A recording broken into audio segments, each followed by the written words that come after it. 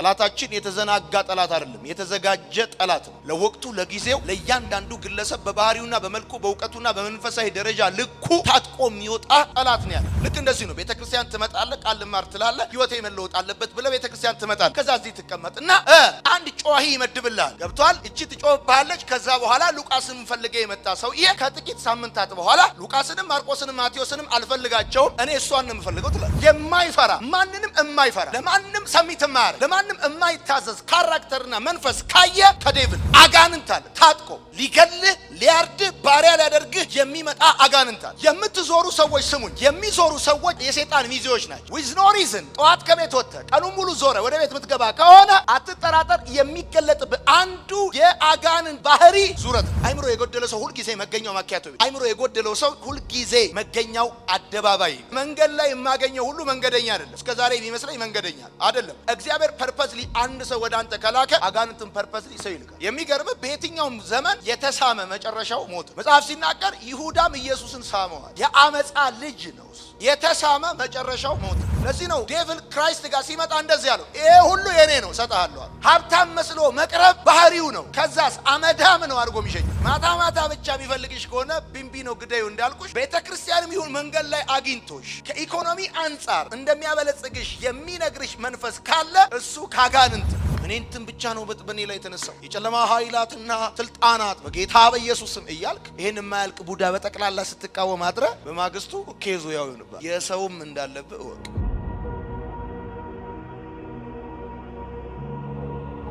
ብዙ ጊዜ ጠላቴ እኔ በመልክ አላውቀውም፣ በትዝታ ነው የማውቀው። የሄደ በኋላ ጀርባዬን ሲወጋኝ መንገድ ላይ ቆሞ ሲጠብቀኝ ጓደኛዬ ነው ይመስለኝ። አብሮ አደጌ፣ ሐሳቤ፣ ተቆርቋሬ፣ የራዬ አብሮ ሰራተኛ፣ ዳሬም የብዙ ነገሬም አለኝታ ነው ይመስለኝ። ግን ጠላቶቻችሁን በመልክ መረዳት ምን ያህል ሊጠቅም እንደሚችል እኔም አሁን የገባኝ። ሰው እግዚአብሔር ሲገዛው እግዚአብሔር ፍርሃት ውስጥ ሲሆን ፈርሃ እግዚአብሔር በህይወቱ ሲኖር በህይወቱ የሚገለጠው ባህሪ እግዚአብሔራዊ ባህሪ ይሆናል። ሰው በአጋንንት እስራት ውስጥ ሲገባ በመናፍስት ዓለም ተጽዕኖ ሲገባ ከውስጡ የሚወጣው ባህሪ ከውስጡ የሚወጣው ነገር የተገዛለት የመንፈስ ዓለም ስርዓት ነው ብዬ አስባለሁ። የእግዚአብሔርን ቃል መጠበቅ ያለብህ ከክፉ ፍላጻ ጠላት ባንተ ላይ በስውር ከሚያደርገው ወጥመድ ልትጠበቅ የምትችለው በልብህ በምትጠብቀው የእግዚአብሔር ቃል ነው። የእግዚአብሔርን ቃል በልብህ ካልጠበቅ ከሚዘረጋብህ ከተዘጋጀብህ ወጥመድ ከሚወነጨፍብህ ቀስት ከሚቆፈርልህ ጉድጓድ ልታመልጥ አትችልም። ማምለጫህ አንድ ነገር ብቻ ነው፣ የእግዚአብሔር ቃል። የእግዚአብሔር ቃል ጥበቃህ ነው። የእግዚአብሔር ቃል ማምለጫህ ነው። የእግዚአብሔር ቃል መዳኛህ ነው። በዚህ ቦታ ሲናገር እንደዚህ ይላል። ምሳሌ መጽሐፍ የጻፈው ሰለሞን በቤቴ መስኮት በኩል ወደ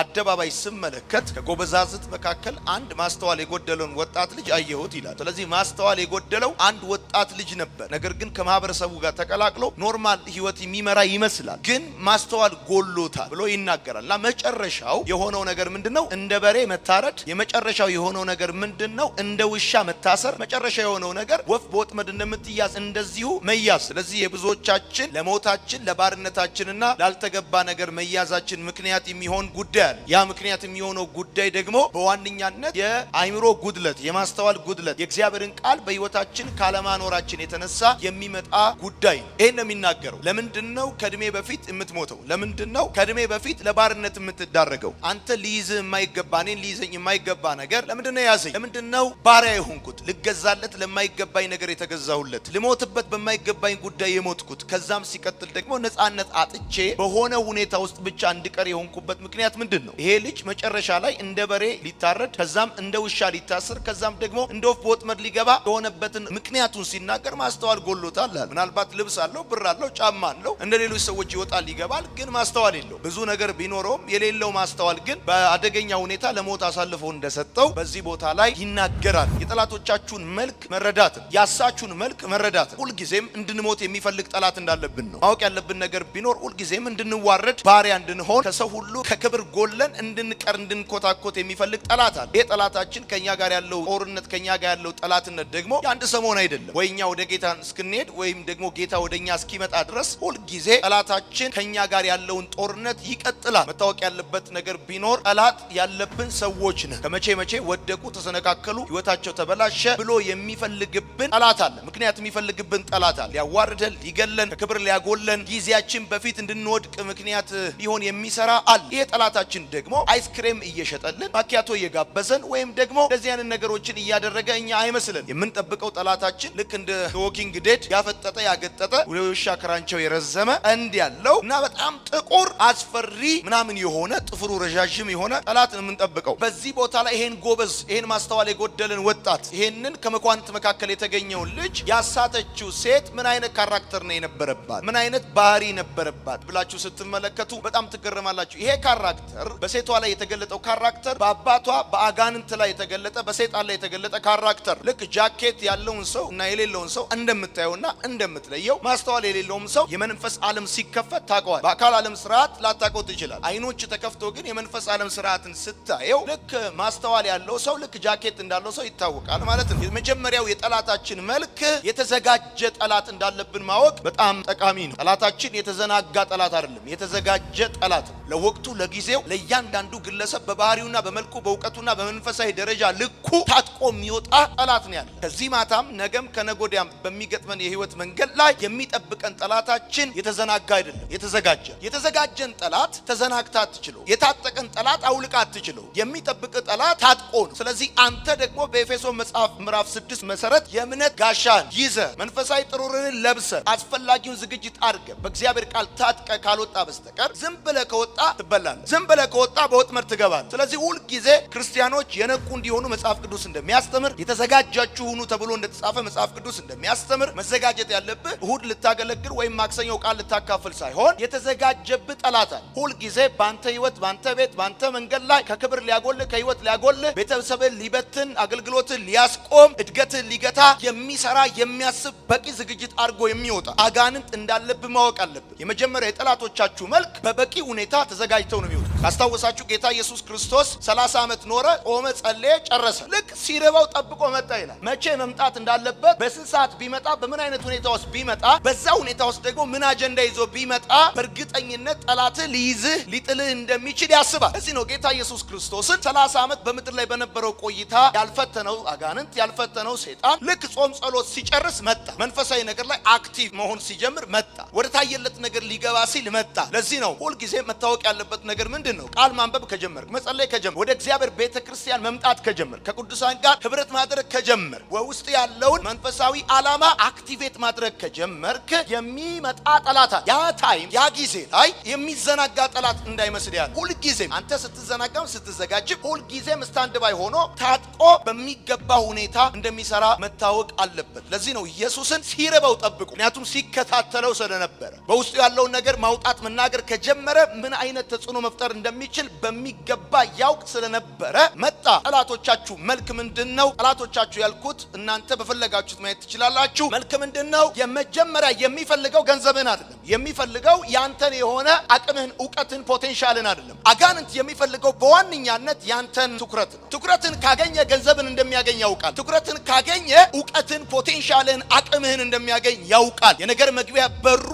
ትኩረት እንደሆነ በትክክል ያውቃል። ስለዚህ ጎዳና ላይ መውጣት ብቻ በቂ አይደለም። መልበስ ብቻ ማጌጥ ብቻ በቂ አይደለም። ሰዓቱን ጠብቆ መውጣት ብቻ በቂ አይደለም። በቂ አይደለም። ትኩረት የሚባል ጉዳይ አለ። ገብቶሃል ወይ? በሐሳብ ሄዳል ወይ? በተለያየ ነገር ውስጥ ሆነ ስታልፍ ሳለ ለተዘጋጀችበት ዓላማ እንትያዝላት ከተፈለገ ድምጽ ማሰማት አለበት። ምክንያቱም ትጮሃለች ብሎ ሲል ልጁ በመንገዱ ነበር የሚሄደው። ማነው የሚጮህ ብሎ ዞር ብሎ ሲያያት ሚኒስከርትን ያረገችው ፈገግ ትላለች፣ ማንንም አትፈራም ምናምን ይላል። አሁን ባይምሯችሁ የሆነች ልጅን እንድትስሉ አይደለም የምፈልገው። ባይምሯችሁ የምትስሉት የአጋንንት ዓለምን ነው። የጠላቶቻችሁ አንዱ መልክና ዋነኛው መልክ አቴንሽናችሁን መስረቅ ነው። ትኩረታችሁን መስረቅ ነው። ትኩረታችሁን ከቃል ላይ አንስታችሁ ሌላ ጉዳይ ላይ እንድታረጉ ማድረግ ነው። ትኩረታችሁን ከአገልግሎት ላይ እንድታነሱ ነው። የትኩረት አቅጣጫችሁን ከለወጣችሁ በእርግጠኝነት ያሰባችሁትን ነገር ራሱ መፈጸም አትችሉ። ዋና ነገር ነው ትኩረት። ከቤት የወጣችሁለትን ነገር እንኳን አትፈጽሙም። ትኩረታችሁ በጣም መሰረታዊ ነገር ነው። የ100 ሜትር ሯጭ ትኩረት የሚያደርገው መሬቱን ይዞ መስመሩ ላይ እንደሆነ ልክ እንደዛ ትኩረታችሁን ከራያችሁ ላይ፣ ከአገልግሎታችሁ ላይ፣ ከቤታችሁ ላይ፣ ከልጆቻችሁ ከልጆቻችሁ ላይ ከቤተሰባችሁ ላይ ከመንፈሳዊ ህይወታችሁ ላይ አንስታችሁ ሌላ ቦታ ላይ እንድታረጉ ያደርጋል። ልክ እንደዚህ ነው። ቤተክርስቲያን ትመጣለህ፣ ቃል ልማር ትላለህ፣ ህይወቴ መለወጥ አለበት ብለህ ቤተክርስቲያን ትመጣለህ። ከዛ እዚህ ትቀመጥና አንድ ጮሂ ይመድብልሃል። ገብቷል? እቺ ትጮህብሃለች። ከዛ በኋላ ሉቃስን ፈልገህ የመጣ ሰውዬ ከጥቂት ሳምንታት በኋላ ሉቃስንም ማርቆስንም ማቴዎስንም አልፈልጋቸውም፣ እኔ እሷን ነው የምፈልገው ትላለህ። ማወቅ ያለብህ ነገር ቢኖር አጋንንት ማንንም አይፈራ። ጩኸታም ነው። ይገርምሃል። ደግሞ ይጮሃል። በሁለቱ ነው የሚጮኸው። ሳያስነካም በፊት ይጮሃል፣ ካስነካም በኋላ ይጮሃል። ማኖ ሳያስነካም ይጮሃል፣ አይሚሲው አይኪሲው ብሎ ይጮሃል። ከዛ በኋላ ደግሞ ሳበኝ ብሎ ይጮሃል። የማይፈራ ማንንም የማይፈራ ለማንም ሰሚት የማያደርግ ለማንም የማይታዘዝ ካራክተርና መንፈስ ካየ ከዴቭል ሰሚት የማያደርግ ማን አለብኝ ይሆን ለቤተ ክርስቲያን፣ ለቤተሰብ፣ ለመንግስት፣ ለማንም እኔ ነኝ ብሎ የሚል ካራክተር ካየ ቤተ ክርስቲያን ውስጥ ወይም ደግሞ በህይወት መንገድ ላይ ይሄ ባህሪ ይሄ መልክ ያጋንንት። ምክንያቱም የእግዚአብሔር ቃል እንደሚናገር የእግዚአብሔር መንፈስ ራስን የመግዛት መንፈስ፣ የጩኸት መንፈስ አይደል፣ የውካታ መንፈስ አይደል። የእግዚአብሔር መንፈስ ያለበት ሰው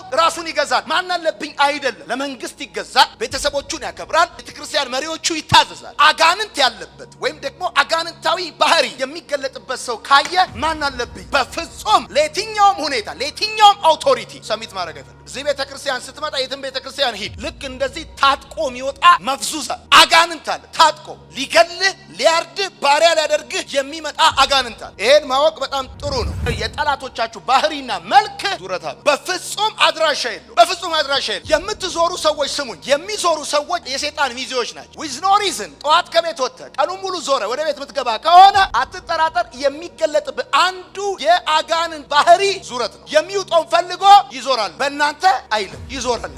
ይሄ ዙረት የአጋንንት ካራክተር፣ የአጋንንት ባህሪ፣ ማናለብኝነት የአጋንንት ባህሪ፣ አመጽ ነው የአጋንንት ባህሪ። የነገር መገኛ የት እንደሆነ የሚፈልገው የት እንደሚገኝ ያውቃል። አይምሮ የጎደለው ሰው ሁልጊዜ መገኛው የት እንደሆነ ያውቃል። አይምሮ የጎደለው ሰው ሁልጊዜ መገኛው ማኪያቶ፣ አይምሮ የጎደለው ሰው ሁልጊዜ መገኛው አደባባይ። እዚህ ቦታ ላይ አንድም ቦታ እልፍኝ ውስጥ ፈለገችው የሚል ቃል የለም። ሰው በሩን ከዘጋ ወደ እልፍኙ ከገባ ባላይምሮ።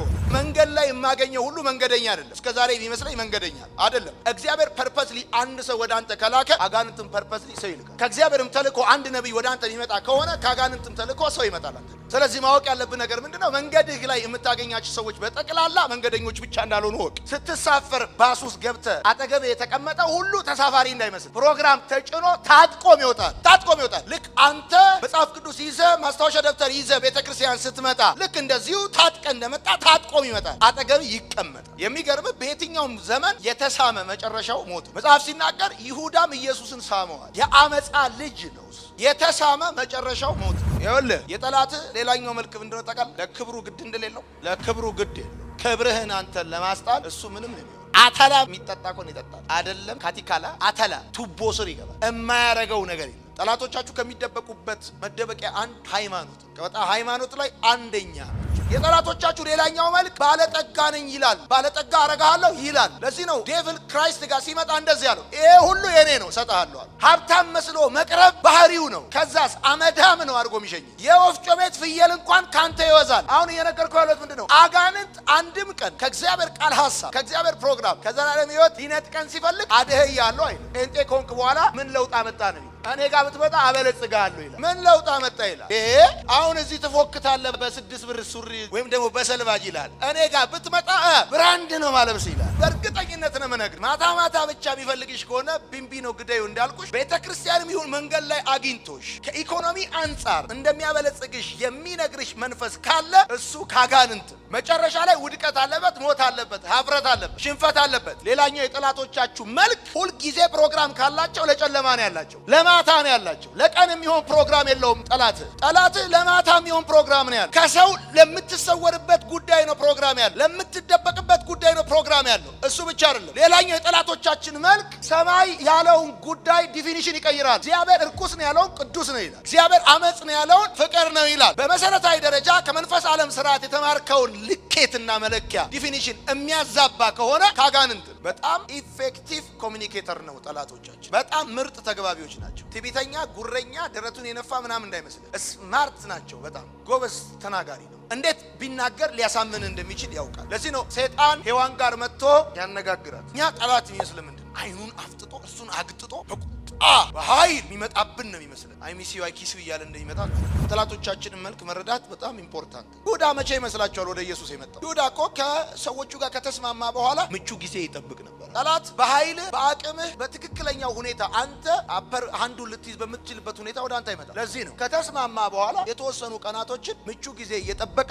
ይሁዳ ያደባ ነበር። ከዛስ ሰዎቹን እየመራ ይዞ የመጣው እኮ በቀን እንዳይመስል አላል በገበያ ህዝብ ተሰብስቦ ኢየሱስ እየሰበከ እያለ አይደለም ይመጣ ብቻቸውን ሆኖ ሳለ በማታ ደግሞ አትክልቱ አካባቢ ሆኖ ሳለ ወታደሮቹን እየነዳ መጣ። ይሄ የሰይጣን ካራክተር፣ ይሄ አጋንንት ዓለም ካራክተር። ልክ ይሁዳ በማታ ወደ ኢየሱስ ወታደሮቹን ይዞ እንደመጣ አሳልፎ ሊሰጠው እንደመጣ ልክ እንደዚሁ የጨለማ ፕሮግራም፣ የቀን ያልሆነ ፕሮግራም፣ የአጋንንት ፕሮግራም። ጠላቶቻችሁ መልክ ኢሉዥን ካራክተር አላቸው። በጣም ኢሉዥናል የሆነ ሐሳብ ነው የሚነግሯችሁ። በህይወታችሁ በጣም ድሪም ታደርጉትን ነገር እንደምትይዙትና እንደምትጨብጡት ይነግራችሁ። with no process ሰይጣን ሊገድልና ሊያጠፋ ይመጣል እንደሚል መጽሐፍ። ነፍሰ ገዳይነት የአጋንንት ባህሪ። ለዚህ ነው ቃሉን በልብ ጠብቃል። ምክንያቱም የእግዚአብሔር ቃል ቴስት ላይ ቼክ ታደርጋለህ በቃሉ ዲኔ ነገር። ቃሉ ከሌለ ግን በምን ታደርጋለህ? የተቋረጠ ኤሌክትሪክ ከመስራታቸው በፊት ሄደው ቼክ ያደርጋል። አይ ፓወር አለ ምናምን ይላሉ። ከሌለስ ይይዛሉ። ዝም ብለህ ከሄድ ትያዛለህ። ጠላታችሁ ላይፍ ታይም ፕሮግራም ከእናንተ ጋር የለም። ላይፍ ታይም ጦርነት ነው ያለው። ላይፍ ታይም ፕሮግራም የለም። እስኪ ነጋ አለችው የአንድ ማታ ሾርት ታይም። ከዛ ሲቀጥል እንደዚህ አለችው እንርካ አለችው። ለኢሞሽን ብቻ